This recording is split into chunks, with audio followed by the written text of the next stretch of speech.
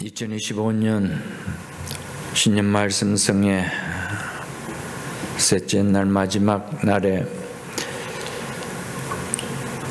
우리 주제 말씀인 다시 복음을 붙드는 신앙으로라는 주제 가운데 오늘 마지막으로 고린도후서 1장 18절로 22절 말씀을 통해 예수 그리스도는 예만 되기에 복음인 것입니다 라는 제목으로 말씀을 전하며 은혜를 함께 받고자 합니다.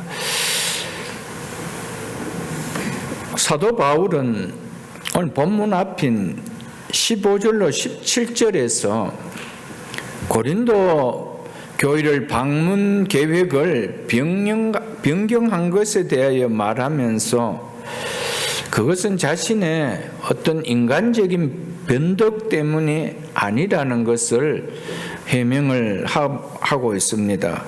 그 내용의 일환 그것이 인간적인 변덕에서 한 것이 아니라는 것을 말하기 위하여 오늘 본문을 이야기하게 된 것입니다. 본문을 보기 전에 15절로 17절 한번 보겠습니다. 내가 이 확신을 가지고 너희로 두 번 은혜를 얻게 하기 위하여 먼저 너희에게 이르렀다가 너희를 지나 마게도니아로 갔다가 다시 마게도니아에서 너희에게로 가서 너희를 도움으로 유대로 가기로 계획하였으니. 이 말은 지금 바울이 고린도 교회를 두 번 방문하여 은혜를 나누고자 한 계획을 가졌다는 말입니다. 즉 바울은 에베소에서 회로로 통해서 고린도로 가서 마게도니아로 갔다가 다시 고린도로 와서 거기서 배를 타고 예루살렘으로 귀환하려는 계획을 세웠습니다. 그러나 이 계획이 부득이하게 변경이 됩니다. 그래서 고린도 교회의 교인들 중에 일부가 바울에 대해서 신실하지 못한 자라는 비난을 하게 된 것입니다. 그래서 바울은 이에 대해서 해명을 합니다. 17절을 보겠습니다. 이렇게 계획할 때에 어찌 경솔히 하였으리요?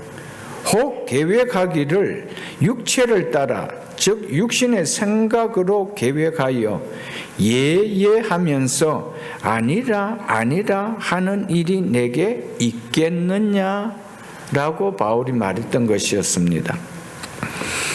바울이 여행 계획을 세운 것이 육체를 따라 곧 인간적인 동기로 세우고 편리한 대로 이랬다 저랬다 한 것이 아니라는 것을 말하고 있습니다. 이것은 비록 계획은 내가 세웠지만 궁극적으로는 하나님의 경영에 순종하여 행하인 일이다 라고 말하는 것입니다. 바울은 이를 계획하고 경영할 때에 자신을 의지하지 않고 하나님만을 의지하였기에 비록 자신이 계획을 세웠다 할지라도 그 최종 경영권을 하나님께 맡기며 산 사람이었습니다.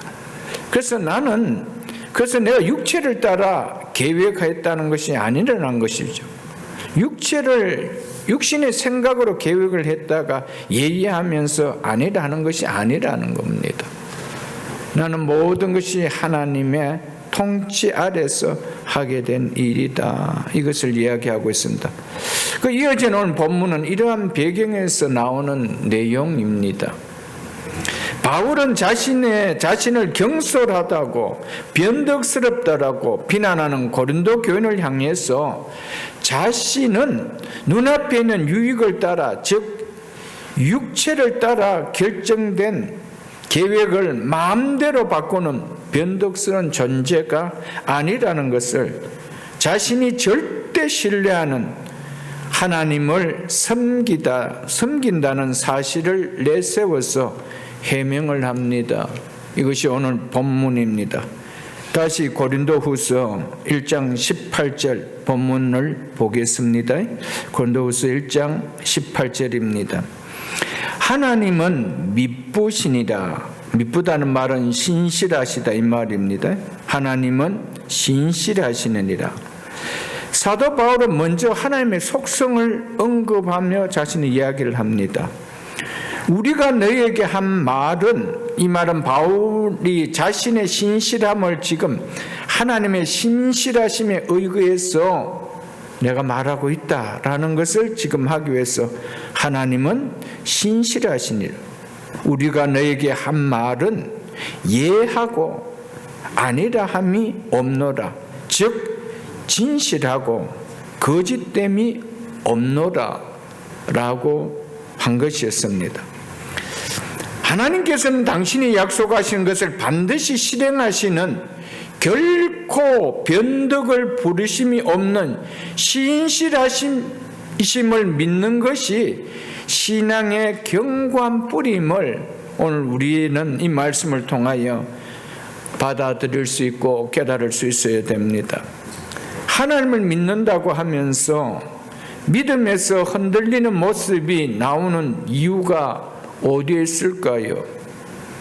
결국 우리가 하나님을 믿는다라고 말하면서 신앙생활을 하고 있지만은 결국은 그런 신앙생활 속에서 우리의 믿음이 흔들리는 이유가 어디에서 나올까요? 그것은 결국 하나님의 신실성에 대한 믿음이 흔들리기 때문에 하나님을 온전히 믿는 신앙의 모습을 나타낼 수가 없는 것입니다. 하나님을 믿지만 하나님은 일을 해줄 수 있겠느냐라는 하나님에 대한 신실하심을 믿지 못한단 말이죠. 그러니까 그 문제는 누가 해결해야 됩니까? 내가 해결해야 된다는 겁니다. 말은 우리가 하나님을 믿는다라고 말은 하지만은 하나님의 신실하심이 흔들리는 것. 결국 우리의 신앙이 견고하다는 것은, 어떤 상황 속에서도 우리의 신앙이 견고하다는 것은 하나님의 신실하심을 믿기 때문에 그래요.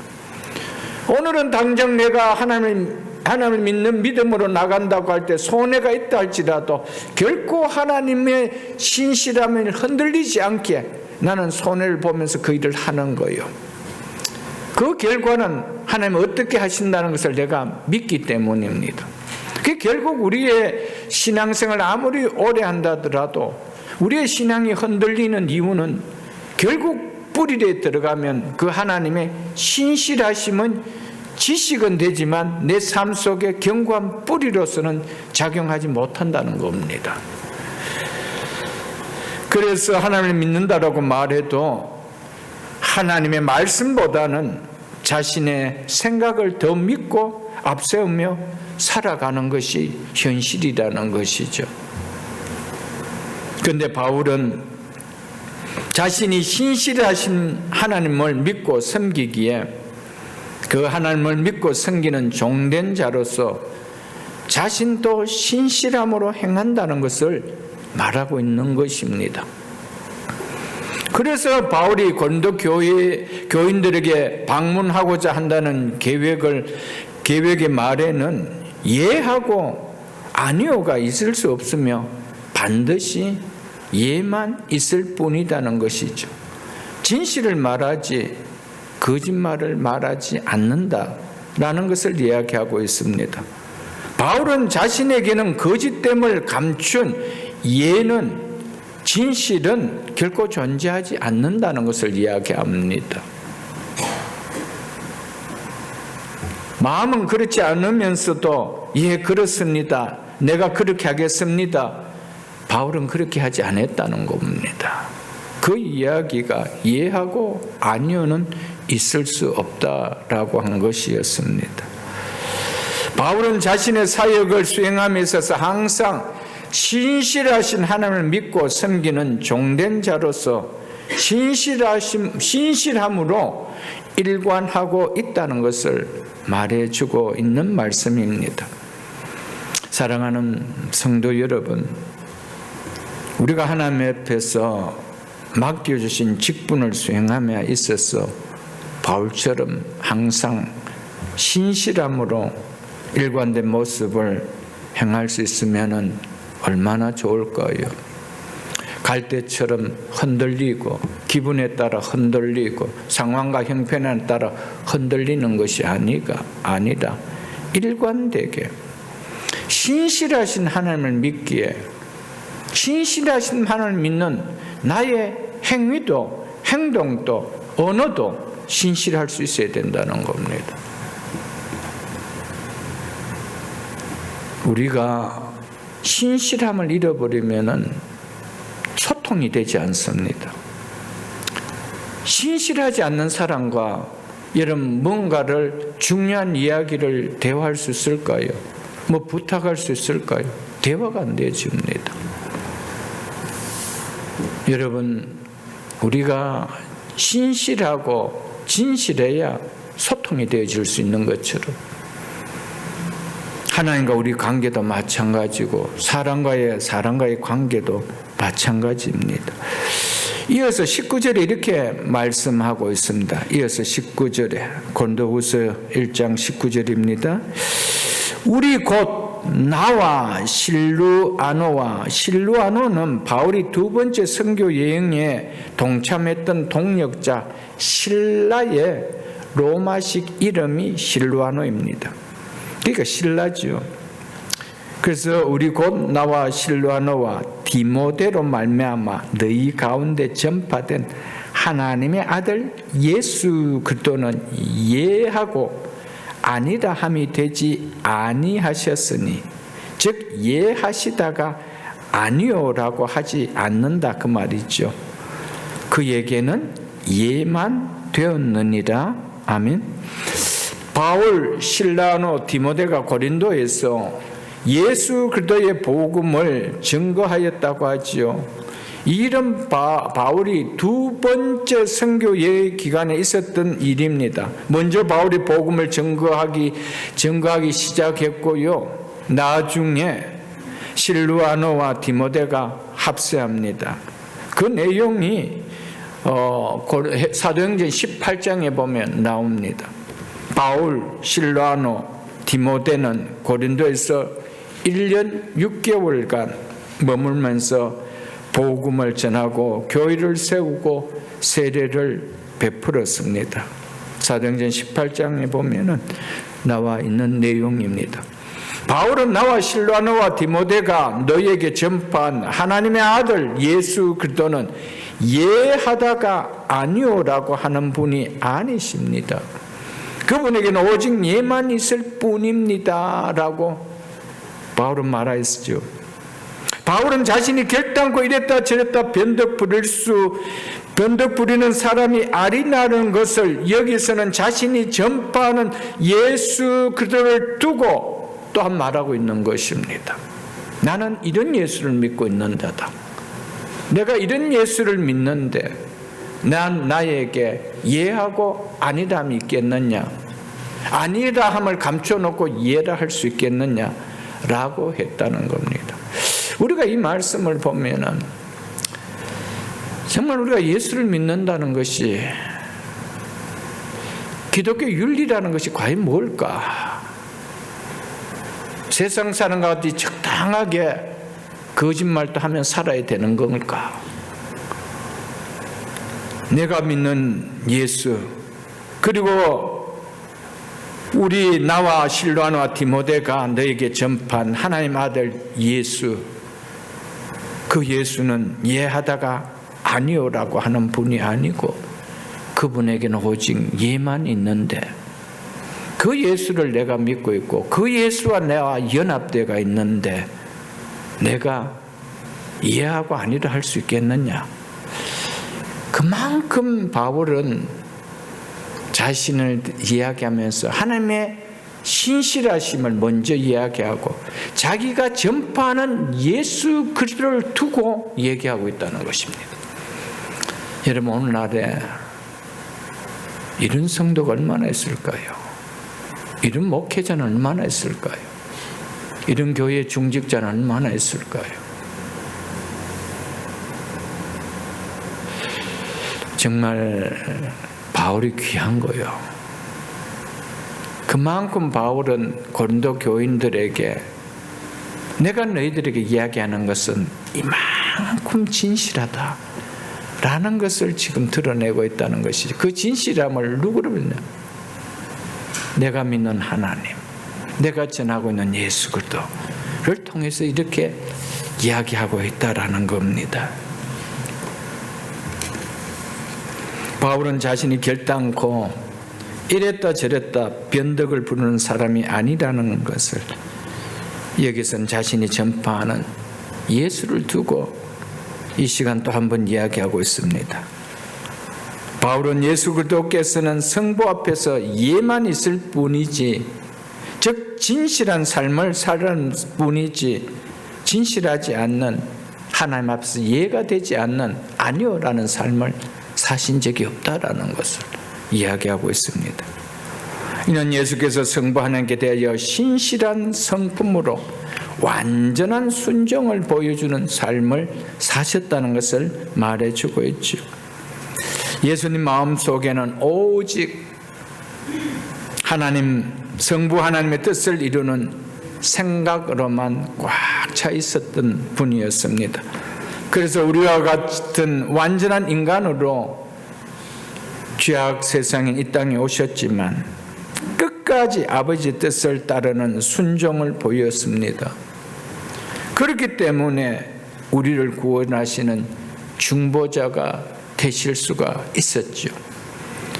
그분이 하나님 앞에서 아니오라고 함이 있었다라면, 아니오라는 삶이 있었다면 그는 우리의 중보자가 될 수가 없습니다.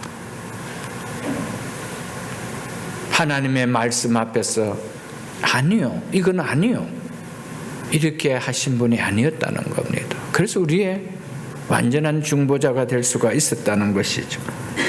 그래서 요한복음 4장 34절에 보면은 예수께서 이르시되 나의 양식은 나를 보내신 이의 뜻을 행하며 그의 일을 온전히 이루는 것이라고 말씀하셨습니다. 양식이 뭡니까? 살아가는 힘 아닙니까? 그 양식을 먹어야 살아가는 힘이 있잖아요. 예수님은 육신을 가진 참 사람으로서 이 땅을 살아가게 하는 힘은 바로 이 땅의 양식, 제자들과 같이 이 땅의 양식이 아니라 바로 자신을 이 땅에 보내신 성부 하나님의 뜻을 행하며 그분의 일을 온전히 이루는 것이라고 말씀하신 것처럼 예수님 마음속에는 성부 하나님의 뜻을 행하며 그분의 일을 온전히 이루고자 하는 순종밖에는 없었다는 것입니다. 그러므로 하나님의 구원 계획에 따른 예수님의 순종은 하나님께 대한 예라는 것입니다. 즉 아멘이라는 것입니다. 그래서 사도 바울은 19절에서 하나님의 아들 예수 그리스도는 예하고 아니라함이 되지 아니하셨으니 그에게는 예만 되었느니라고 하셨습니다. 그래서 예수 그리스도는 예만 되시기 때문에, 성부 하나님 앞에서 예만 되시기 때문에 죄인인 우리에게 복음이 될 수 있었던 것입니다. 그분에게 있어서 아니요 라고 하는 행위가 있었다라면 예수 그리스도는 우리 복음이 될 수가 없습니다. 바울은 왜 하나님은 밉보시느라고 하였는지, 그리고 예수 그리스도는 예만 되고 아니라함이 되지 않은지 이어서 20절에서 설명해 주고 있습니다. 고린도후서 1장 20절입니다. 고린도후서 1장 20절. 왜냐하면이라는 이유 접속사가 들어갑니다. 가로라는 이유 접속사가 들어갑니다. 왜냐하면 하나님의 약속은 얼마든지 NIV에 보면은 아무리 많은 약속을 하셨더라도 이렇게 번역이 나왔습니다. 아무리 많은 약속을 하셨더라도 그리스도 안에서 예가 되나니, 하나님의 약속은 아무리 많이 하셨다 하더라도 그도 안에서는 이해가 된대요. 그런즉 그로 말미암아 우리가 아멘하여 즉 이해하여 하나님께 영광을 돌리게 되느니라 라고 바울이 말했습니다. 이사야 55장 11절에 보면 하나님 입에서 나가는 말은 헛되이 하나님께 돌아오지 아니하고 하나님 뜻을 이룬다고 말씀하고 있죠. 그래서 하나님은 미쁘시니라 신실하시니라고 하셨습니다. 하나님 하신 말씀에 그 말씀이 아니오라고 돌아오는 것이 있느냐? 없다라는 겁니다. 반드시 이해가 되어 성취하신다는 것이죠. 그래서 하나님은 미쁘시다는 겁니다. 신실하다는 겁니다. 하나님의 신실하심에 있어서 가장 확실한 증거가 뭐냐? 바울은 바로 하나님의 약속이 얼마든지 이루어지는 예수 그리스도라고 말하고 있는 겁니다. 하나님의 신실하심을 가장 확증해 주는 증거가 뭐냐? 그것은 예수 그리스도라는 것이죠. 하나님의 약속이 예수 그리스도 안에서 성취되지 않은 것이 뭐가 있었느냐는 거예요. 아니오가라는 것이 뭐가 있었냐는 거예요. 다 이해가 되지 않았느냐? 왜요? 예수 그리스도가 성부 하나님 앞에서는 아버지 뜻을 이루기 위하여 이 땅에 사시는 동안 다 예의 삶을 살기 때문에, 아멘의 삶을 사셨기 때문에, 그래서 왜 하나님의 아들 예수 그리스도는 예하고 아니라 함이 되지 아니하셨느니 그 얘기는 예마되느냐? 왜냐하면 하나님의 약속은 얼마든지 그리스도 안에서 이해가 되기 때문이라는 겁니다. 그래서 그런 말미암아 우리가 아멘하여 하나님께 영광을 돌리게 되느니라고 하셨던 것입니다. 사도 바울은 하나님 결코 거짓말을 하실 수 없는 신실한 분임을 성자 예수 그리스도 안에서 이해가 된다는 것을 통해서 설명을 하였습니다. 그렇다면 이제 우리도 알겠지만은, 이제 좀 이따 보겠지만은, 누구로 말미암아 이해만 되는 그로 말미암아 우리가 예하여 아멘하여 예의 삶을 사여로 하나님께 영광을 돌려야 된다는 겁니다. 그 이야기를 지금 하고 있는 것입니다. 고린도후서 그 뒤에는 11장을 한번 보겠습니다. 11장, 고린도후서 11장. 고린도후서 11장 23절을 보겠습니다. 23절 중반절입니다. 23절 중반절에 내가 수고를 넘치도록 하고 바울이 넘치도록 하였다는 수고가 무슨 수고일까요? 하나님 나라를 위하여 복음 전한 그 수고 아닐까요? 그 일이었죠. 그 일을 했는데 어땠대요? 옥에 갇히기도 더 많이 하고 매도 수없이 맞고 여러 번 죽을 뻔하였으니 24절 유대인들에게 40에 하나 감하는 매를 5번 맞으며 3번 태장으로 맞고 1번 돌로 맞고 3번 파선하고 일주일을 즉 하루 밤낮을 깊은 바다에서 지냈으며 즉 표류하였으며 26절 보겠습니다. 여러 번 여행하면서 강의 위험과 강대의 위험과 동족의 위험과 이방인의 위험과 시내의 위험과 광야의 위험과 바다의 위험과 거짓 형제 중에 위험을 당하고 또 수고하며 애쓰고 여러 번 자지 못하고 줄이며 목마르고 여러 번 굶고 춥고 헐벗었노라. 바울은 하나님의 나라를 위하여 하나님 일을 위하여 수고했을 뿐인데 그 수고 가운데 바울이 받게 된 현실은 이렇게 힘든 아픔과 고통을 겪는 환난뿐이었다라고 말하고 있습니다. 그뿐 아니라 바울은 육체의 가시로 가시를 가지고 있었어. 그로 인해서 견디기가 어려워 그런 어려운 고통을 몸에 지니고 있었습니다. 3번이나 육체의 가시를 제거해 달라고 간절하게 기도할 만큼 바울은 신체에 심한 고통을 안고 사는 질병을 갖고 살고 있었습니다. 하나님이 일을 한 건데, 하나님의 나라를 위하여 그렇게 수고를 많이 했는데, 바울에게 주어진 현실은 고난밖에 없었습니다. 그런 바울의 입에서 나오는 고백이 뭐라는 겁니까? 하나님은 미쁘시니. 그래서 이 고백이 놀랍다는 거예요. 바울이 복음을 전해서 잘 먹고 잘 살았다라면, 육신적으로 모든 것이 형통했다라면 하나님은 미쁘시니 얼마든지 할 수 있죠. 그런데 바울의 삶은 자기의 몸에 가시를 그거 뽑아달라고 하나님 앞에 간절하게 세워도, 기도해도 내 은혜가 네게 족하다, 그냥 안고 살아라. 하나님 음성은 그밖에 아닙니다. 우리가 읽었던 대로 이렇게 많은 죽을 고비를 얼마나 많이 넘기는 주의 일을 하고 받은 현실의 보상은 이것밖에 없는 바울의 입에서 나오는 것이 뭡니까? 하나님은 미쁘시니라. 하나님은 신실하신 분이라. 이런 바울을 누가 이기겠어요?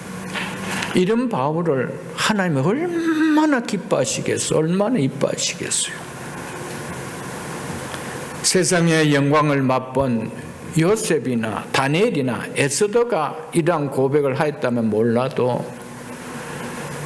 다메섹 도상에서 부활의 주님을 만난 이후 오직 하나님의 나라를 위해 사명을 받고 한평생을 오직 하나님의 나라를 위해 예수 그리스도의 복음을 전하는데 자신의 생명마저도 귀한 것으로 여기지 않을 만큼 온 힘을 다해서 수고했을 뿐인데, 그 수고의 대가로 현실에서 받는 것은 심한 고난을 받는 고통밖에 없는 육체의 가시를 안고 살아가는 것밖에 없다라는 것입니다. 이런 바울이 하나님은 미쁘시다, 하나님은 신실하시다고 고백하였다라면 진짜 하나님이 신실하신 분이 아닐까요, 여러분들? 바울이 신실하다고 고백했으면 진짜 신실한 것이 아닐까요, 여러분들? 오늘 이 말씀을 통하여 우리의 신앙들이 어떤 환경 때문에 잘 믿는 것 같은 모습이 아니라, 내가 주의 일을 위해서 온통 쏟은 것은 예수 믿고 나서 주의 일을 한 것밖에 없는데, 찾아오는 현실의 삶은 녹록지 않는 힘든 삶이라 하더라도 하나님 절대로 미쁘신 분이라고 고백할 수 있는 신앙 될 수 있기를 주 이름 축복합니다. 그 고백을 하는 분이 진짜 구원의 은혜가 뭔지를, 그 놀라운 은혜를 주신 하나님은 얼마나 예수 그들을 통하여 신실하신 일을 행하셨다는 걸 믿는지 아닐까요, 여러분들? 이게 예수 그들을 믿는 참 믿음인 줄 압니다. 바울은 구약의 정통한 사람입니다.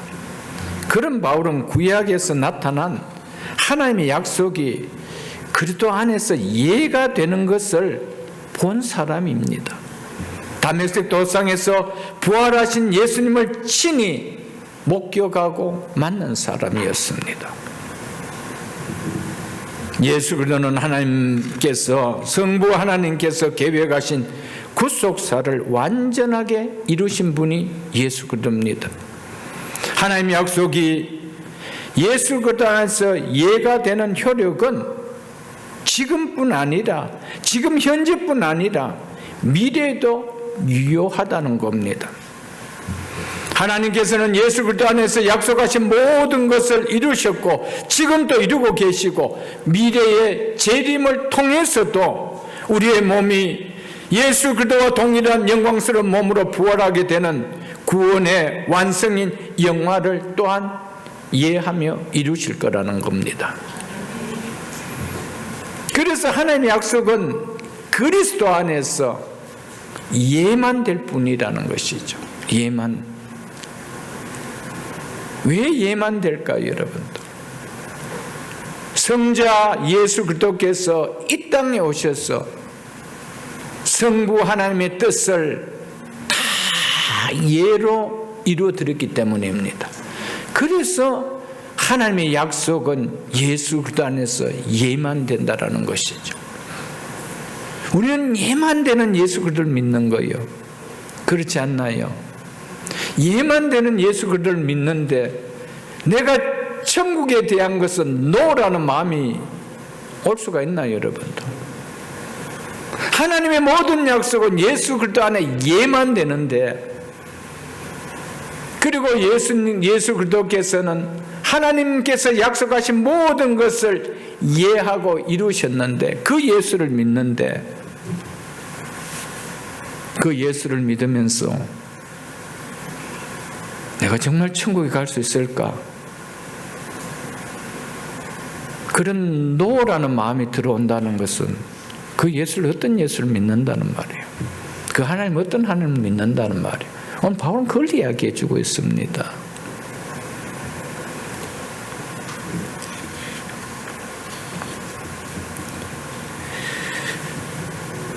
사랑하는 성도 여러분, 그래서 바울은 하나님의 약속은 예수 그리스도 안에서 이해가 된다는 겁니다. 결코 아니라 함이 되지 않는다는 겁니다.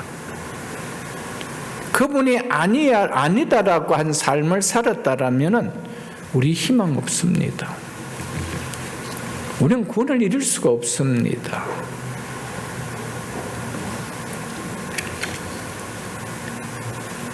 바로 그러한 이유로 하나님의 약속이 예수 그리스도 안에서 완전하게 성취됨으로 하나님께 영광을 돌리셨던 것입니다. 그러므로 하나님의 구원 계획에 따른 예수 그리스도의 순종은 하나님께 대한 예라는 것입니다. 아멘이라는 것입니다. 그렇기 때문에 바울은 택한 하나님의 자녀를 위해 하신 하나님의 모든 약속은 반드시 성취될 것을 그는 믿었습니다. 왜냐하면 하나님 당신 자신이 미쁘시고 또 성자 하나님께서 이 땅에 오셔서 구약에서 약속하셨던 모든 약속이 예수 그리스도 안에서 예가 되는 것을 그가 친히 목격을 했기 때문에, 그래서 하나님 모든 약속은 반드시 성취될 것을 믿었습니다. 그래서 바울은 힘든 고난을 당하면서도 하나님은 신실하신 분이다, 미쁘신 분이다 라고 고백했던 것이었습니다. 정말 우리가 예수 그리스도를 통하여 우리에게 구원이 이루어지도록 하신 하나님의 그 은혜가 깨달아진다라면 우리는 하나님 안에서 모든 것이 이루어질 수 있다라는 신실하심을 믿어야 돼요, 여러분들. 구원 하나만 가지고도 하나님의 신실하심을 절대적으로 믿는 신앙이 되어야 된다는 것이죠. 오늘날 교회 안에서 예수 그리스도를 믿고 신앙생활을 한다고 하지만은 하나님에 대해서 얼마나 신실하심을 믿는 자들이 얼마나 될까요, 여러분? 서두에서도 말씀드렸지만은 왜 하나님을 믿는 신앙생활을 하면서도 어떤 환경 속에서 우리의 믿음이 갈대처럼 흔들릴 이유가 어디에서 나온다는 겁니까? 결국 하나님의 신실하심에 흔들리기 때문입니다. 하나님의 신실하심을 믿는 믿음이 내가 흔들리기 때문에 내 신앙이 흔들리는 거예요. 여러분, 누군가 확실한 약속을 해주는 사람이 있다라면은 그 사람의 약속을 믿지 않겠어요, 여러분들? 그런데 그분에 대한 신실함을 믿지 못하면은 정말 해줄까? 정말 그분이 약속했던 말을 해줄까? 내가 막 흔들리는 거예요.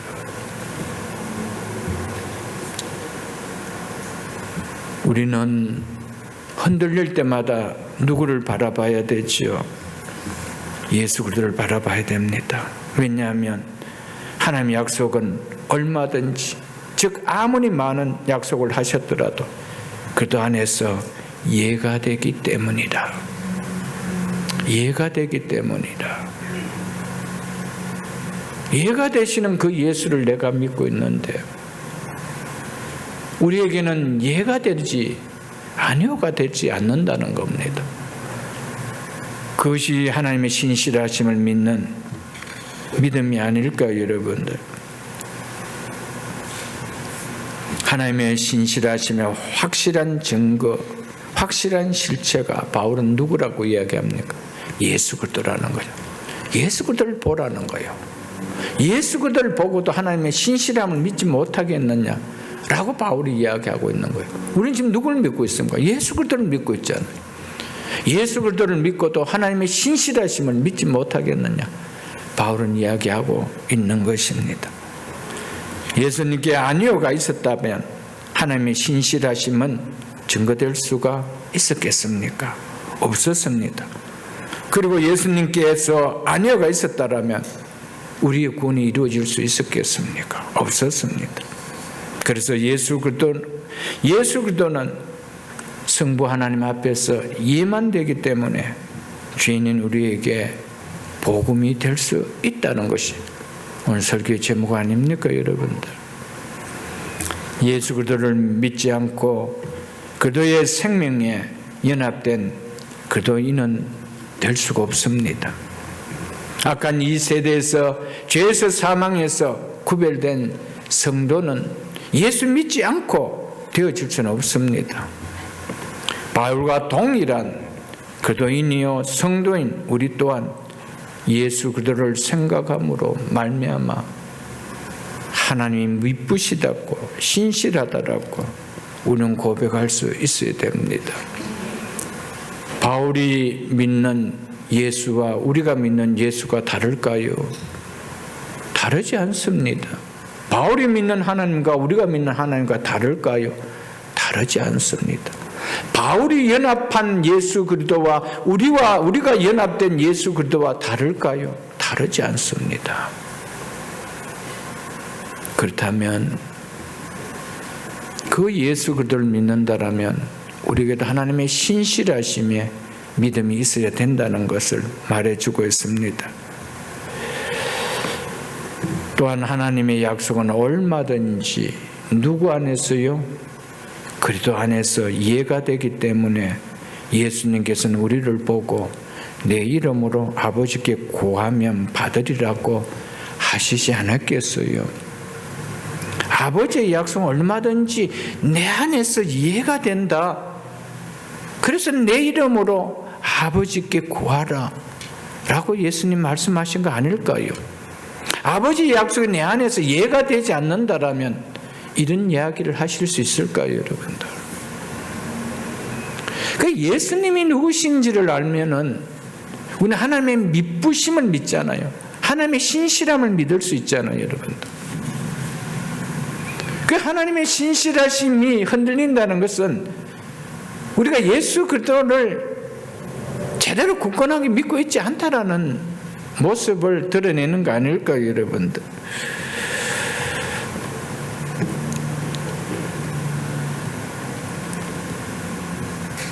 바울은 고린도 교인들에게 결론을 이렇게 말합니다. 그런즉 그로 말미암아 우리가 아멘하여 즉 예하여 하나님께 영광을 돌리게 되느니라. 그것이 영광을 돌리는 것이니라. 이렇게 말하고 있습니다. 바울이 이렇게 말하는 것은 예수 그리스도께서 하나님에 대해 예가 즉 아멘이 되신다는 사실을 자신이 아멘으로 받아들이고 있듯이 바울 자신이 받아들이고 있듯이 하나님의 미쁘심을 믿고 또 하나님께 대해 얼마든지 이해가 되신 그리스도의 사신으로 사역하는 자신의 말에 대해서 고린도 교인도 뭐 해달라는 거야? 아멘 해달라는 거라. 예해달라는 거. 내 말에 예해라고 해달라는 거예요. 아멘 해달라는 것이죠. 그것이 뭐라는 겁니까? 하나님께 영광을 돌리는 것이다 라고 하지요. 그런즉 그로 말미암아 우리가 예수 그리스도로 말미암아 아멘하여 하나님께 영광을 돌리게 되느니라. 즉 돌리게 되는 것이다. 이 말씀은 예수 그리스도를 믿는 성도들에게 너무 중요한 말씀입니다. 바울은 누구로 말미암아 성도는 아멘하여 하나님께 영광을 돌리라고 합니까? 예수 그리스도로 말미암아. 예수 그리스도로 말미암아 아멘하여 하나님께 영광을 돌리라고 합니다. 아멘은 진실로 그렇습니다. 참으로 옳습니다. 이런 의미거든요. 하나님의 구원 역사는 예수 그리스도로 말미암아 이루어진 일입니다. 성도들의 아멘은 하나님의 약속이 예수 그리스도로 말미암아 성취된 사실을 인정하고 하나님을 찬양하는 의미가 여기에 담겨져 있습니다. 그렇기 때문에 예수 그리스도로 말미암아 이루어진 구원 역사에 아멘의 신앙을 보이지 않는 것은, 예의 신앙을 보이지 않는 것은 곧 예수 그리스도 안에서 계획하신 하나님의 구원 사역을 인정하지 않는다는 표시가 되는 것입니다. 그러므로 이러한 태도는 하나님께 영광을 돌리기는커녕 영광을 가린다는 것입니다. 우리가 정말 예수 그리스도로 말미암아 구원 역사가 아멘으로 그게 예라고 내가 받아지는 신앙이 맞다라면은, 그걸 인정하는 신앙이 맞다라면은 우리가 보여야 될 표현이 뭐라는 겁니까? 믿음에 대한 아니요, 노멘, 이게 나오면 된다는 거야? 안 된다는 겁니다. 그것을 이야기해 주고 있죠. 우리는 예수를 믿어도 삶 가운데 하나님을 대할 때 얼마든지 아니요, 노멘 해도 그거는 믿음하고 아무런 관계없다라고 생각하고 있을 때가 너무 많습니다. 내가 뭐 하고 있기 때문에, 내가 교회 다니고 있기 때문에. 교회 다니는 것이 훈장인 거예요. 교회 다니는 것이 정말 큰 훈장으로 달고 다니는 거예요. 우리의 삶 자체가 구원의 은혜를 받은 자처럼 주님을 대할 때 이해하는, 아멘을 하는 그 모습이 나타나야 된다는 것을 말해주고 있습니다. 예수 그리스도는 온 삶을 아버지를 향한 신뢰로 살았습니다. 성부 하나님을 영화롭게 하기 위하여 예수 그리스도는 성부 하나님의 뜻을 단 한 번도 거역한 일이 없었습니다. 오직 하나님을 향해 아멘, 이것이 그리스도, 이 땅에서 예수 그리스도께서 사신 삶이었습니다. 예수님 이 땅에 오셔서 사시는 동안 성부 하나님 앞에 아멘의 삶으로 살았습니다. 그렇게 사신 예수님을 통하여 우리가 구원을 받았는데, 그 예수님과 우리가 연합되어 사는데 우리의 삶에는 지금까지 하나님 앞에 산 삶에 있어서 우리의 삶은 어떠했는가 한번 돌아보게 하는 시간입니다. 우리는 하나님 앞에서 아멘하는 삶이었는가, 아니면 아니요, 노멘하면서 살아왔던 삶이었던가. 우리 하나님 앞에 순종하기보다 불순종하는 삶이 많았던가. 우리 한번 돌아보십시오. 그것이 복음을 믿는 믿음입니다. 그냥 교회 다니는 것이 믿음이 아니고요, 하나님을 믿는 믿음이거든요. 이건 예수 그리스도를 믿는 믿음이거든요. 예수 그리스도와 연합되어졌기 때문에 우리에게는 하나님의 구원의 은혜가 임했던 거 아니에요, 여러분들? 그런 우리가 예수 그리스도와 연합된 예수 그리스도의 모습과는 너무나 다른 모습을 우리가 살아가는 동안 행하고 간다라면 그 주님 앞에 설 때 우리의 모습이 어떨까요, 여러분들? 그때도 내가 교회 다녔기 때문에 라고 씩씩하게 눈을 감을 수 있을까요, 여러분들? 빌립보서 2장을 한번 보겠습니다. 빌립보서 2장 5절로 8절입니다. 신약성경 319쪽입니다. 신약성경 319쪽. 신약성경 319쪽. 빌립보서 2장 5절로 8절 말씀인데, 이 말씀을 보면 성부 하나님에 대해서 성자 예수님께서 보이신 아멘의 모습을, 그 순종하는 모습을 어땠는지 우리가 볼 수 있습니다. 빌립보서 2장 5절입니다. 너희 안에 이 마음을 품어라. 곧 그리스도 예수의 마음이니 그는 근본 하나님의 본체시나 하나님과 동등됨을 취할 것으로 여기지 아니하시고 오히려 자기를 비워 종의 형체를 가지사 사람들과 같이 되셨고, 예수님 하나님과 동등한 본체신 하나님이십니다. 그런데 우리와 똑같은 인성을 가지신 사람이 되셔서 오셨다라고 말씀하고 있죠. 8절 보겠습니다. 사람의 모양을, 즉 사람의 모습으로 나타나사 자기를 낮추시고 죽기까지 복종하셨으니, 예수님이 누구십니까? 온 우주 만물을 창조하신 하나님이십니다. 그 하나님으로서의 영광을 다 내려놓으시고 피조물인 인간의 모습으로 자기를 낮추셨다는 겁니다. 그리고 예수님은 죽기까지 복종하셨다고 하죠. 그래서 곧 십자가에 죽으심이라. 예수님은 하나님으로서 죄가 없음에도 불구하고 성부 하나님의 뜻을 따라 더없이 수치스러운 십자가의 죽음을 택하셨습니다. 이 정도로 예수님은 하나님 앞에서, 성부 하나님 앞에서 예의 삶을 살았다는 것입니다. 아멘의 삶을 살았다는 것입니다. 예수님은 십자가에 못 박혀 형언할 수 없는 고통을 당하는 죽음까지도 나의 원대로 마옵시고 아버지의 원대로 하옵소서라면 아버지의 뜻에 예라는 순종의 모습을 보였습니다. 이처럼 예수님은 자신에게 어떤 고통이 있다 할지라도 나의 뜻이 아니라 아버지의 뜻대로 따르겠다는 예만을 나타냈습니다. 아멘만을 나타내셨다는 겁니다. 이처럼 예수님은 마지막 피하고 싶은 십자가의 고난의 잔을 받는 자리에서까지도 아니어가 없으신 오직 예만을 나타내시고 성부 하나님의 뜻을 따르셨습니다.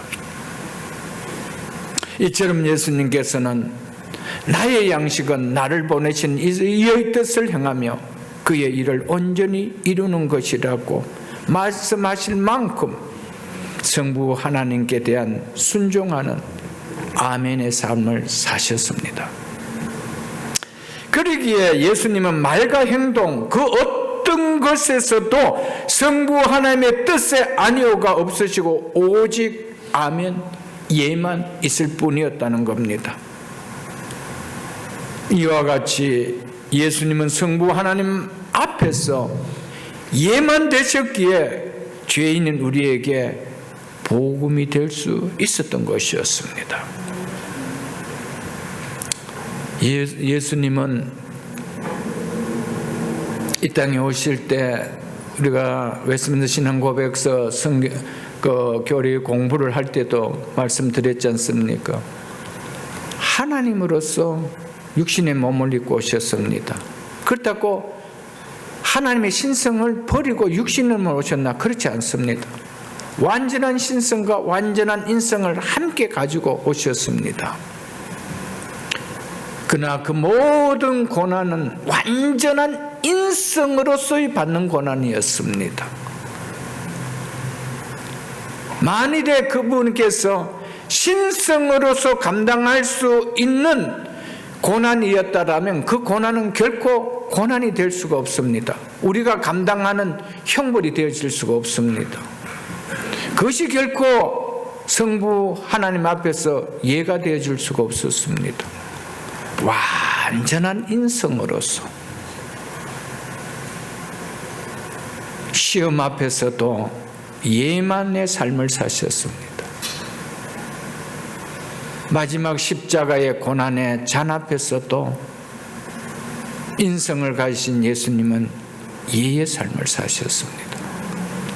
그렇기에 우리에게 복음이 된다는 것이죠. 우리의 기쁨의 소식이 된다는 것이죠. 우리에게 이 기쁨의 소식을 주시기 위하여 예수님은 끝까지 성부하는 앞에서 그분의 뜻을 이루기 위하여 예의 삶을 사셨습니다. 아멘의 삶을 사셨습니다. 그 은혜를 생각하면 우리가 그 예수님을 그냥 믿을 수 있겠어요, 여러분들?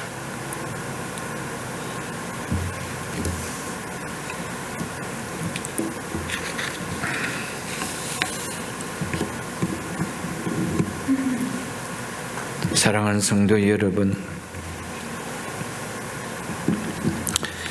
우리 모두도 하나님 앞에서 신앙생활을 마치는 그날까지 순종을 보이는 삶을 사다가 이해하고 아니다 함을 보이지 않는 그 주님 앞에 우리가 설 수 있어야 되지 않을까요? 우리는 하나님께 아니요가 아니라 예만 보이는 신앙생활을 하다 천국 가야 되지 않겠어요? 교회는 다니고 예수는 믿는데 내가 살아온 삶을 한번 주마등처럼 한번 돌아본다라면은 아멘의 삶이 많았을까? 노멘의 삶이 많았을까?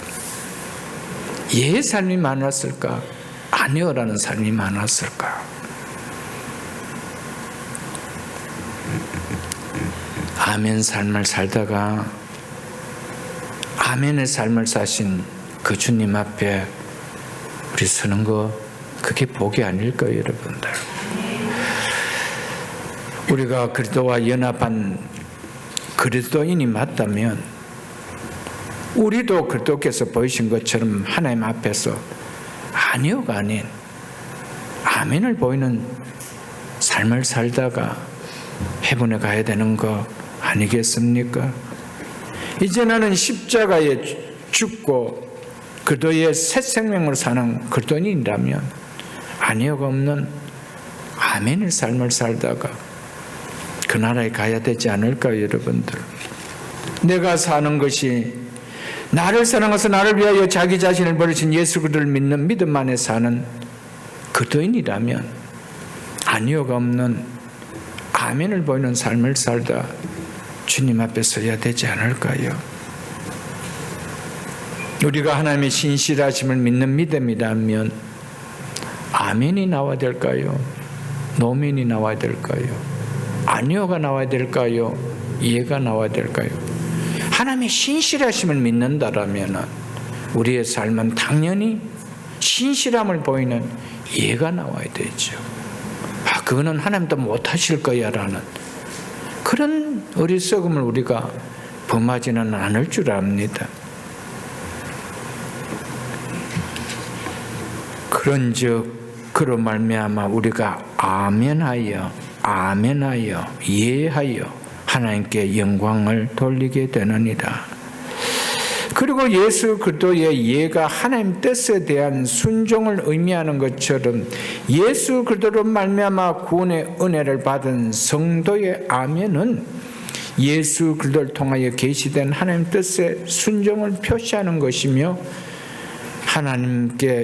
하나님을 영화롭게 하는 것이 됨을 말해주고 있는 말씀입니다. 예수 그리스도로 말미암아 우리가 아멘으로 하나님께 응답하는 것이 하나님께 영광을 돌리는 것이라고 함을, 즉 하나님을 영화롭게 하는 것이라 함을 우리는 이 시간 좀 주목할 수 있기를 바랍니다. 우리가 하나님 앞에 아멘 하는 것은 곧 왜 하나님께 영광이 될까요? 그것이 사단에게는 노라고 이야기하는 것이 되기 때문입니다. 우리가 하나님께 아멘하는 것은 곧 믿음의 선한 싸움을 이기는 것이 되기 때문입니다. 우리가 믿음의 선한 싸움에서 왜 집니까? 늘 노면하기 때문이죠.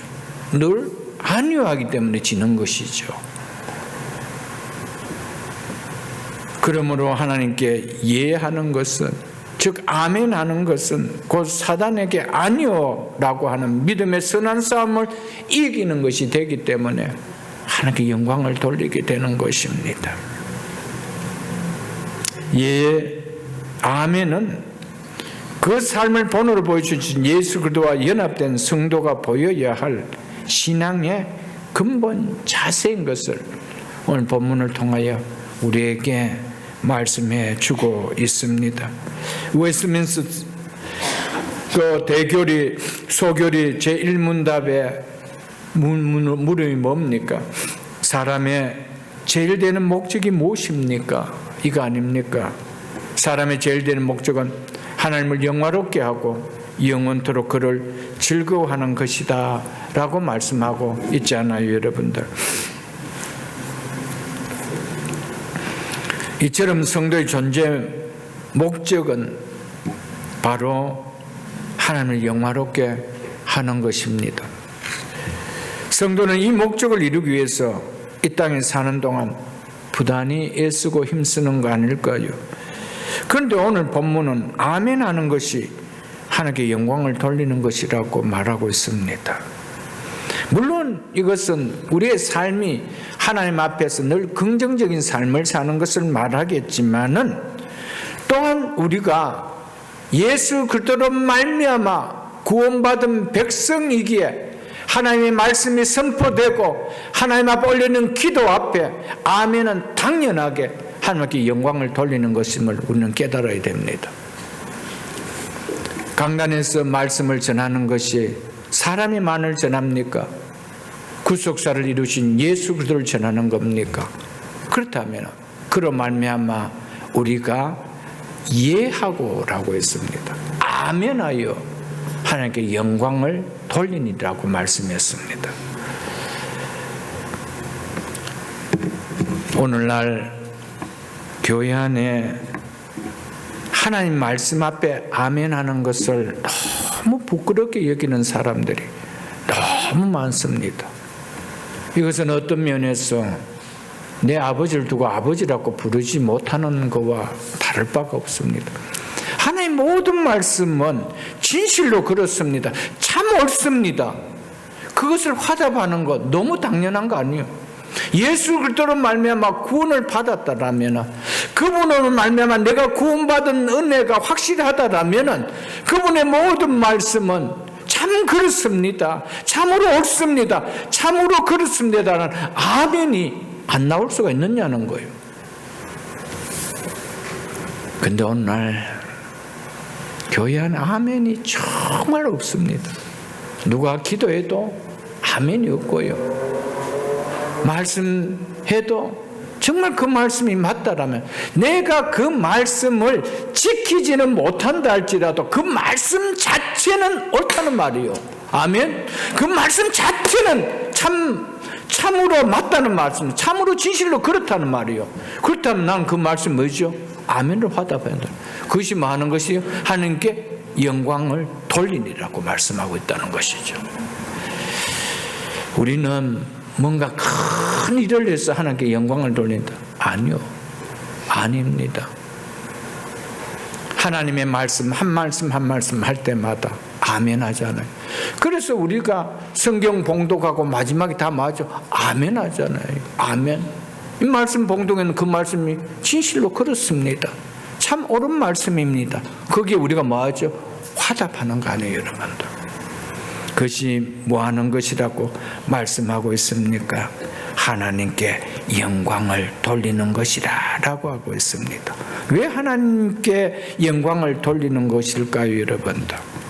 하나님의 신실하심에 대한 신뢰를 나타내는 믿음의 표현이기 때문에 그래요. 그 말씀은 정말 그렇습니다. 하나님의 말씀은 정말 그렇습니다라는 하나님의 신실하심에 대한 표현이기 때문에 그래서 아멘이 하나님께 영광을 돌린다는 것이죠. 아멘. 그래서 하이델베르크 문답서에 보면은 아멘에 대해서 이야기하는데, 아멘은 하나님의 응답의 확실성이 우리의 요구나 소원에 대하여 우리 자신이 느끼는 확실성보다 더 크다는 것을 의미한다라고 이야기하고 있습니다. 하나님의 응답의 확실성이 우리의 요구나 소원에 대해서 우리 자신이 느끼는 것보다, 느끼는 확실성보다 더 크다는 것을 의미한다. 하나님의 신실하심, 하나님의 신실성을 믿지 못하면 아멘은 나올 수가 없습니다. 그 말씀은 진실로 그렇습니다. 진실로 그렇습니다. 참으로 옳습니다. 아멘, 아멘. 그 아멘의 응답이 내 삶 속에 안 일어날까요, 여러분들? 어떤 면에서는 우리가 말씀에 대해서 너무 그것을 신실함으로 화답하지 못한다는 거예요. 신실함을 화답하지 못한다는 거예요. 이번에 47대 트럼프 대통령 취임식 하는 거 저도 잠시 봤습니다. 그 한마디 한마디 할 때마다 그 참석했던 분들이 어떻게 합니까? 다 일어났어. 이거 하지 않습니까, 여러분들? 또 앉아있다가 또 이게 뭐죠, 여러분들? 교감을 말한다, 교감.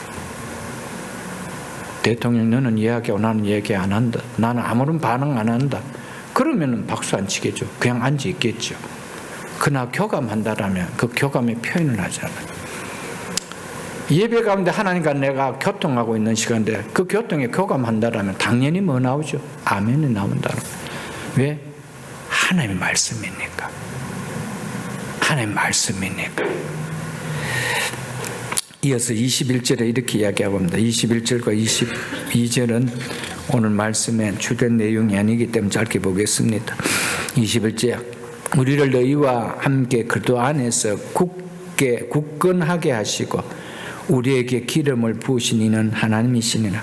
21절과 이어지는 22절은 성도를 향한 하나님의 믿부심, 즉 하나님의 신실하심을 표현한 말씀입니다. 먼저 바울은 하나님은 우리를 너희와 함께 그리스도 안에서, 그게 바울과 실로아노와 디모데, 그가 고린도 교회에 있는 성도도 함께 그리스도 안에서 굳건하게 하신 사실로, 이 사실을 가지고 하나님의 신실하심을 나타낸 것이었습니다. 여기서 굳건하게 하다라는 원어는 견고케 하다, 확실케 하다, 보증하다는 의미를 갖고 있는 단어입니다. 그러므로 우리를 너희와 함께 그리스도 안에서 굳게 하게 하시고라는 의미는 바울과 성도들은 모두가 하나님 자신에 의해서 그리스도께 속한 자로 견고케 되었다, 확실케 되었다, 보증이 되었다라는 의미입니다. 이 사실을 하나님의 신실하심이 보증한다는 뜻이죠. 우리가 그리스도께 속한 자라는 것을 하나님의 신실하심이 보증하기에 우리의 구원은 흔들릴 수가 없는 것을 말해주고 있습니다. 그리고 바울은 이어서 하나님은 우리에게 기름을 부으셨다는 사실로 신실하심을 또한 나타냅니다. 기름을 부으셨다는 것은 선택의 특별한 존재로 삼으셨다는 말입니다. 구약의 기름 부음이 오늘 우리에게도 이루어졌다라고 바울은 말하고 있는 것이죠. 구약시대 기름 부음은 소수 특별한 직책을 맡은 자에게만 부어진 것이었습니다. 신약시대에는 주를 믿는 모든 성도에게 기름 부으심이 일어났다는 겁니다. 모든 성도는 하나님의 왕같은 제사장으로 진리의 복음을 전하는 선지자로서 기름 부음을 받은 자입니다. 성도는 하나님 보시기에 실로 귀하기 거지없는 존재임을 말해주고 있는 것입니다. 이것이 성도가 가진 특권이며 동시에 성도는 하나님께 맡겨주신 귀한 사명을 잘 감당해야 되는 책임도 있다라는 것을 말해주고 있죠. 왜냐하면 기름 부음 받으면 하나님께서 사명을 부여하기 위하여 부어주신 것이기 때문입니다. 그렇기 때문에 직분을 받은, 그리스도인으로서의 직분을 받은 우리는 하나님 앞에서 받은 직분에 대해서 아멘으로 화답하는 모습을 통하여 하나님께 영광을 돌리는 자가 되어야 한다는 것입니다. 끝으로 22절 보겠습니다. 그가 또한 우리에게 인치시고 보증으로 우리 마음에 성령을 주셨느니라. 사도 바울은 약속하신 것을 모두 이루신 하나님의 신실하심을 증거하기 위하여 성도에게 주어진 것이 있음을 말합니다. 그것이 뭐라는 겁니까? 성령이라는 겁니다. 성도의 심령에 계신 성령은 하나님의 약속에 대한 보증으로 주셨다는 것입니다. 여기서 인체섭다는 의미는 공문서의 효력을 보장해 준다는 의미입니다. 즉 도장은 봉인된 서류가 변조되거나 옮겨지고 있는 수송 중에 있는 내용물이 변경되지 않았다라는 것을 증거하고 또한 소유권을 표시할 때 인을 치는 것이죠. 성도들은 그도 안에서 경고케 하시고 기름 부으신 하나님께서 그 택하심이 절대적으로 무효화되지 않을 것이라는 표시로 성령께서 인을 치셨다는 겁니다. 하나님께서 성도들을 성령으로 인치셨다는 것은 성도들을 당신의 소유로 확인하셨다는 겁니다. 그것을 나타냅니다. 그리고 그 인치심의 수단이 되시는 성령께서 또한 그 인치심에 내가 보증이 된다라고 말씀하고 있다는 것입니다. 그래서 보증으로 우리 마음에 성령을 주셨느니라 라고 하고 있습니다. 보증에 해당되는 헬라어인 아르라본이라는 이 단어는 상업적인 단어로서 어떤 물건을 매입하기 위해서 지불해야 될 대금의 이 총액이 있잖아요. 그 중에 한 부분을 이렇게 먼저 주는 것이죠. 즉 첫 번째 분납금을 이야기한다. 우리로 쉽게 말하면 다운 페이먼트를 이야기하고 있는 것이죠. 오늘날로 말하면 미리 지불된 계약금이 되어질 것입니다. 하나님께서 성도들을 당신의 소유로 삼기 위하여 성령님을 걸고 약속에 대한 보증을 맺으셨다는 것입니다. 이것은 정말 놀라운 일입니다. 사람에게 있어서 계약을 체결하고 보증금을 지불한다 해도 반드시 소유를 확정해 주는 것은 아니잖아요. 그 주인이 마음이 바뀌면 계약을 취소할 수가 있습니다. 계약금 약속대로 배로 무르고 취소할 수도 있습니다. 또 마음에 들지 않을 때는 보증금을 걸어놓은 사람이 그 보증금을 잃고 취소할 수도 있습니다. 아니면 형편이 되지 못해서 더 이상 행할 수 있는 능력이 없을 때 그냥 취소할 수도 있죠. 그러나 하나님은 신실하신 분이기 때문에 보증하신 그 보증을 취소가 되어질 수가 없다는 겁니다. 그리고 하나님은 그 보증한 것을 이룰 수 없는 능력이 없는 분이 아니라는 겁니다. 전능하신 분이라는 겁니다. 그래서 하나님께서는 보증을 하나님께서 신실하시고 전능하신 하나님께서 보증하셨다는 것은 이미 자신의 소유가 되었음을 이야기하고 있는 말입니다.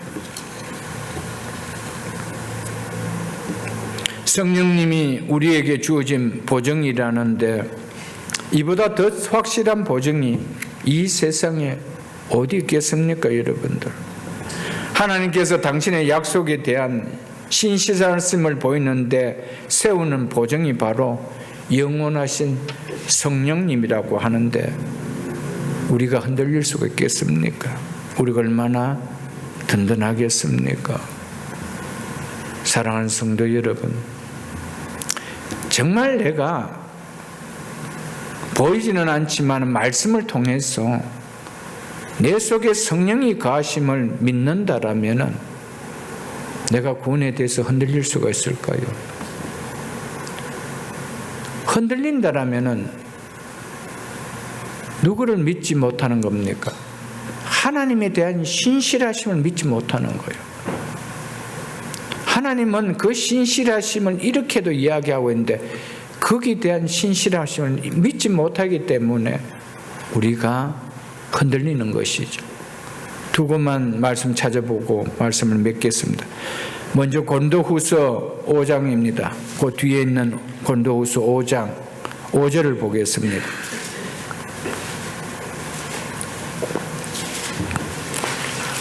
고린도후서 5장 5절입니다. 곧 이것을, 그래서 곧 이것을 할 때 이것은 우리가 부활의 몸을 입게 되는 것을 말합니다. 그 앞에 내용을 보면 우리가 부활의 몸으로 덧입게 되는 것을 말하죠.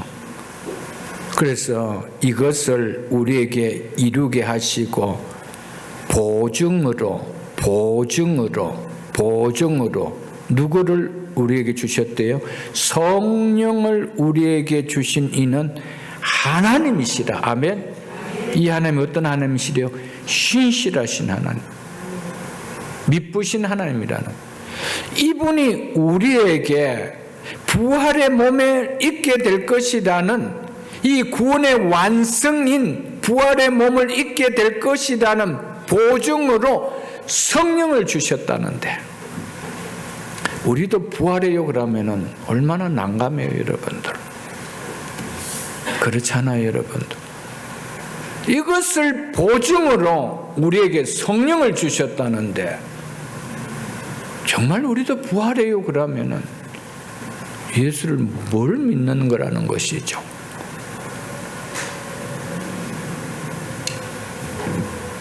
하나님의 자녀, 너는 내 소유라고 성령을 통하여 하나님의 인을 치십니다. 그리고 성령으로 보증을 걸으셨습니다. 예수님께서 여호와 저름을 택하시고 너는 내 소유라고 했을 때 그 소유는 일시적인 소유입니까? 아니죠.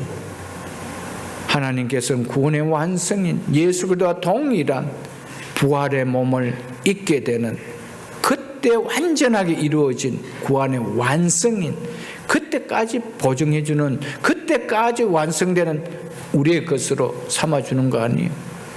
그게 진짜 자기의 자녀로 삼는 거 아닐까요, 여러분들? 한 곳 더 보겠습니다. 그 뒤에 있는 에베소서 1장 13절로 14절을 보겠습니다. 310쪽입니다. 신약성경 310쪽. 에베소서 1장 13절로 14절입니다. 에베소서 1장 13절입니다. 그 안에서, 예수 그리스도 아닙니다. 예수 그리스도 안에서 너희도 진리의 말씀, 곧 너희의 구원에, 즉 너희를 구원하는, 이 말입니다. 너희를 구원하는 복음을 듣고 그 안에서 또한 믿어. 우리는 누구 안에서 믿음이 나오죠? 예수 그리스도 안에서 믿어. 그 다음 중요한 말입니다. 약속의 성령으로 인치심을 받았으니. 아멘. 성령으로 인을 쳐요.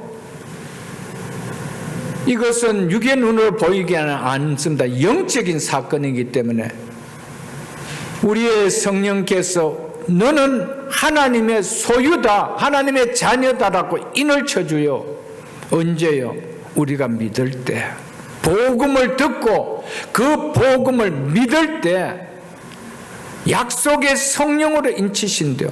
인을 왜 치신대요? 약속이래, 약속.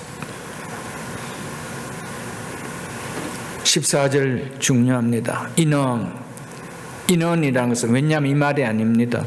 이 성령은, 이 말입니다. 이 성령은 우리 기업의 보증이 됐어. 우리 기업의 보증이 됐어. 이 성령이 우리 기업이 뭐가 된대요? 보증이 된다. 보증. 여기서 우리의 기업이라는 것은 해본을 이야기하는 것만을 이야기하고 있지 않습니다. 여기에서는 해본을 이야기하는 것이 아니고 장차 완전한 구원이 이루어지는 영화, 그걸 이야기합니다. 예수 그리스도와 동일한 부활의 몸으로 구원이 완성되진 그 영화, 그것이 완전한 기업이죠. 그것을 이야기하고 있습니다.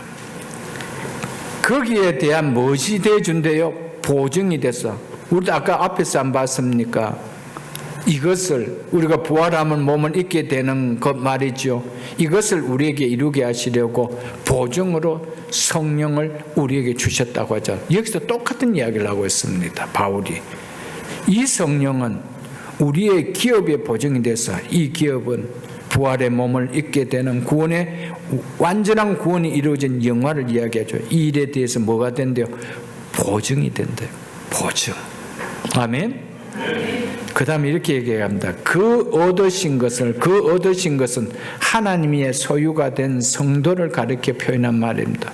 그 얻으신 것은 하나님의 소유가 된 성도를, 보증이 돼서 하나님의 소유가 된 성도를 뭐한대요? 속량하시고. 여기서 속량이라는 것은 예수님께서 십자가에 죽으실 때 우리 죄를 속량해 주신 그 개념의 속량이 아닙니다. 제가 에베소서 이 말씀 전할 때 말씀을 드렸습니다. 여기에서 속량은 로마서 8장 23절에서 말하는 몸의 속량을 말합니다. 몸의 속량. 즉 몸이 죽음의 굴레에서 풀려나는, 즉 부활을 말하고 있죠. 부활을 말하고 있습니다. 그 보증이 돼서, 성령이 우리 기업의 보증이 돼서, 완전한 구원을 이루는 영화의 보증이 돼서 그 얻으신 것을, 즉 하나님의 소유된 성도를 속량하시고 뭐 한다는 것을 부활하게 하시고 이 말이죠. 이게 구원의 완성이죠. 성령은 이 일에 뭐 해주신다고? 보증이 되어 주신다는 겁니다. 그래서 뭐 안 돼요? 그의 영광을 찬송하게 하려 하십니다. 아멘. 이처럼 구원의 일을 시작하시는 성령을 보증으로 받은 성도는 하나님 그 구원을 완성시킬 것을 흔들림 없이 확신할 수 있어야 되는 겁니다. 성령이었으면 그도인이 아니라고 했습니다. 하나님께서 그도인으로 너는 내 소유라고 해주실 때 성령이 오셔서 인을 쳐주신 건데, 그런 우리는 여기에 대한 뭐가 있죠? 성령이 오셔서 하나님 이 약속에 대한 뭐를 세웠대요? 보증으로 세웠다. 그래서 그 보증으로 우리에게 그 보증됨을 먼저 우리에게 보여준 것이 뭡니까? 예수 그리스도의 부활을 통하여, 첫 열매가 부활하는 걸 통하여 너희가 보라는 겁니다. 둘째 부활인 너희에게도 이와 동일하게 일어난다. 이 일에 내가 뭐한다? 보증이 되겠다는 거예요. 보증이 되겠다는 거예요. 한번 찾아볼게요. 여러분 찾아보고 제가 말씀 몇 개서 로마서 8장을 보겠습니다. 로마서 8장.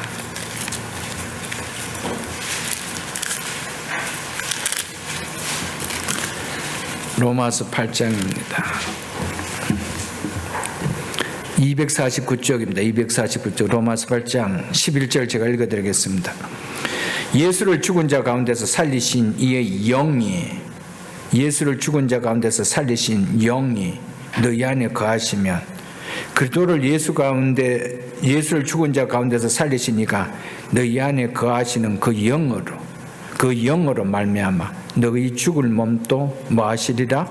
살리시라. 믿으십니까? 여러분, 성령이 보증하시는 거예요. 일에 보증하는 거예요. 그러니까 우리의 육신의 죽음이라는 것은 아무것도 아니에요. 잠깐 사랑하는 가족들하고 떨어짐에 있어서의 아쉬움일 뿐이지만은 이 육신의 몸, 아픈 몸, 병드는 몸, 몸이 쑤시는 이 몸을 벗어버리고 더 이상 쇠함도, 더 이상 썩어짐도, 더 이상 더러워짐도 없는 영광스러운 예수 그리스도와 동일한 몸을 우리가 입는다라고 지난 시간에도 봤고요. 어제도 봤고 우리가 이 말씀을 얼마나 수없이 봤습니까? 그 죽는다는 것은 이 몸 벗는 거예요. 이 몸이 좋습니까? 젊을 때 좋지요. 나이 조금 들면요 너무너무 힘들어요, 여러분들. 저도 가끔 어지러우면 너무너무 힘들어요. 야, 이래갖고 계속 이러면 견뎌낼 수 있을까? 살 수 있을까? 이런 생각이 들어요. 몸이 아프면 이 몸 가지고도 뭐 100년, 200년 살고 싶을까요? 아닙니다. 단장 이 몸 벗고 싶어요. 우리에게는 이 몸 벗고 영광스러운 예수 그리스도의 몸으로 입는다는 거. 이거 정말 굿뉴스 중에 굿뉴스 아니에요, 여러분들. 그래서 우리에게 뭐가 있는 거예요? 소망이 있는 거예요. 여러분, 예수를 믿는데 소망이 위에가 아니고 땅이라면은 그 정말 예수 잘 믿는 거 아니에요, 여러분들. 바르게 믿는 거 아니에요. 우리의 로망은 예수 그리스도 만나는 거고요. 그 예수 그리스도의 몸을 입는 거요. 그래서 위의 것을 찾아야 되는 거예요. 위의 것에 내 마음을 두는 신앙생활을 해야 된다는 것이죠. 말씀 맺겠습니다. 예수 그리스도는 하나님 앞에, 성부 하나님 앞에서 예만 되기에 우리에게 기쁜 소식이라는 거예요. 복음이라는 거예요. 예만 되어 삶을 사셨기에 인생의 몸을 입으시고 그 죄와 싸우시고 사단과 싸우시고 하나님 앞에서 예만 되기 위하여 그 십자가의 고통의 잔도 마다하지 않으시고 내 뜻대로 마시고 아버지의 뜻대로 고락하신 예만의 삶이 예수님께 있었기에 우리의 구원이 누려지는 거 아닐까요? 그런 예만 사신 예수님을 우리가 믿는다라면 그 예수님을 믿는 믿음이 우리가 어떻게 믿을까요? 나를 위하여 이렇게 사신 예수님, 나는 그 예수를 위하여 어떻게 살아갈까요? 이제 말씀을 마칩니다. 3일간 집회하면서 신년 말씀 집회의 주제는 다시 복음을 붙드는 신앙으로 라는 주제로 말씀을 드렸습니다. 부디 예수 그리스도를 붙드세요. 부디 복음을 붙드세요. 그러면은 우리의 눈높이가 달라집니다. 우리의 소망이 달라집니다. 우리의 가치가 달라집니다. 무엇보다 우리의 파워가 달라집니다. 우리의 누리는 기쁨이 달라집니다. 그 복음을 붙듦으로 금년 한 해 큰 소망 가운데, 큰 기쁨 가운데 한 해를 주 부르시는 그날까지 힘있게 살아가는 기쁨의 성도가 다 될 수 있기를 주의 이름으로 축복합니다.